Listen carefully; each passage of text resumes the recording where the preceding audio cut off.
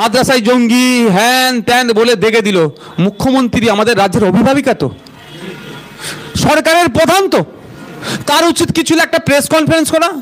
এই পশ্চিমবাংলার মুসলমান, তোমরা ভয় পাবে না। আর যারা মাদ্রাসাকে জঙ্গি তৈরির কারখানা বলছে তাদের বিরুদ্ধে আমি ব্যবস্থা নিচ্ছি। কারণ উনি নিজে বলেন নাকি আমি ইসলামিক স্টাডিজ নিয়ে শুনেছি নাকি উনি পড়াশোনা করেছেন। তো আমি জানি মাদ্রাসার ইতিহাস, মাদ্রাসায় জঙ্গি তৈরি হতে পারে না। এইভাবে বলিষ্ঠ একটা কি বার্তা দিয়েছে? ওরাও চাইছে মুসলমানরা ভয়ে থাকুক। এটা বলতে পারো তো, ঠিক আছে মাদ্রাসায় জঙ্গি বলছো, আমার যে সিআইডি আছে সেই সিআইডিকে আমি তদন্ত করব যে মাদ্রাসায় সত্যি জঙ্গি তৈরি হয় কি হয় না। এটা বলছে কি? এটাও বলছে না। ভোটের সময় আপনাকে বুঝাবে কি এই বিজেপি আসলে মাদ্রাসায় জঙ্গি বলে ঢুকিয়ে দেবে, ভোটটা আমাকে দে। আরে ভোটটা দিয়ে লাভটা আপনাকে কি হলো? আমার বিপদে আপনি যদি কথা না বলেন তাহলে আপনাকে জনপ্রতিনিধি করে আমার লাভ কি হলো? আপনাকে সরকারে বসিয়ে লাভ কি হলো? তাই পশ্চিমবাংলার মুসলমানদের উদ্দেশ্যে আমার একটা বার্তা, আপনার আওয়াজ তুলে মুখ্যমন্ত্রীর স্টেটমেন্ট চাই। আমরা মাদ্রাসা নিয়ে মুখ্যমন্ত্রীর অবস্থান কি আমরা জানতে চাই। মুখ্যমন্ত্রীকে বলতে হবে মাদ্রাসা জঙ্গি তৈরি হয় না, যারা জঙ্গি তৈরি করার কথা বলছে তাদের বিরুদ্ধে আমি ব্যবস্থা নেব। এটা আমাদের নেতৃত্বদের বলবো, গ্রামে চলে যান, মানুষকে বলুন, মাদ্রাসা কমিটিকে বলুন, এটা বার্তা ছড়াতে যে মুখ্যমন্ত্রীকে এই বিষয়ে কথা বলতে হবে, চুপ থাকলে হবে না। কোথায় কি হচ্ছে প্রেস কনফারেন্স করে দিচ্ছেন আপনি। মাদ্রাসাতে জঙ্গির আস্তানা, জঙ্গি তৈরি হয় বলছে, কুরআন শরীফকে দেখিয়ে বলছে, আপনার হাদিসের কিতাবকে, নামাজ শিক্ষাকে দেখিয়ে বলছে, আপনার বাগদাদি কায়দা বা আম্মাপাড়াগুলোকে দেখিয়ে কি বলছে, এইগুলো নাকি সব জিহাদি ট্রেনিং দেওয়া হয়। আরে রাজ্যের মুখ্যমন্ত্রী চুপ। তাই উনি কি চুপ থেকে উনি স্বীকার করছেন যে না এগুলোতে ট্রেনিং দেওয়া হয়? উনি যদি এগুলোকে না স্বীকার করে তাহলে ওনার বার্তা দেওয়া দরকার, দিচ্ছে না।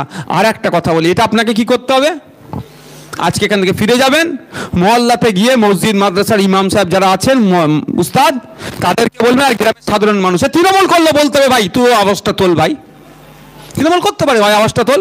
এটাতে মুখ্যমন্ত্রী স্টেটমেন্ট আমরা চাইছি, তার বক্তব্য আমরা জানতে চাইছি, এটা কি, তার অবস্থান কি।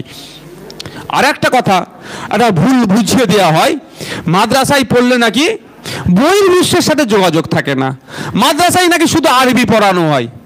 ঘোড়ার ডিম। আমি নিজে মাদ্রাসার ছাত্র, মাদ্রাসা থেকে এসেছি, তারপরে ইউনিভার্সিটি রবীন্দ্রভারতীতে গিয়েছিলাম, আর যেখানে যেখানে পড়াশোনা করেছি, বিএড এখন করেছি। তাহলে মাদ্রাসা থেকে পড়ে যদি বিএড করার সুযোগ পাই, শুধু যদি আরবি থাকতো আমাকে বিএড করতে পারতাম আমি? বলেন আপনারা? তাহলে সম্পূর্ণ মিথ্যাচার।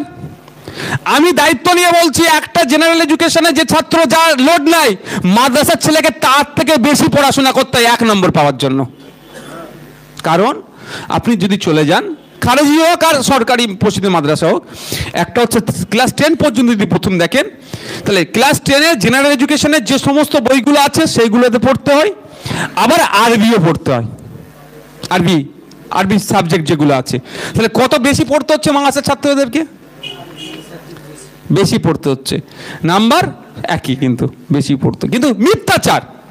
খারজি মাদ্রাসাতে এমন যে ক্লাস 1 2 3 4 5 6 7 8 আওয়ালা থেকে শুরু করে একদম যা পর্যন্ত আলেম এ পর্যন্ত দেখুন, সেখানেও কি হয়। এবার এইচএসে যাওয়ার পরে মাধ্যমিকের যে কটা আমরা বই পড়েছি, এইচএসে কি সব কটা বই আমরা পড়ি ভাই? একটা ডিপার্টমেন্ট ভাগ হয়ে যায় না? কোন স্ট্রিম কি, আর্টস সায়েন্স কমার্স চলে যায় তো।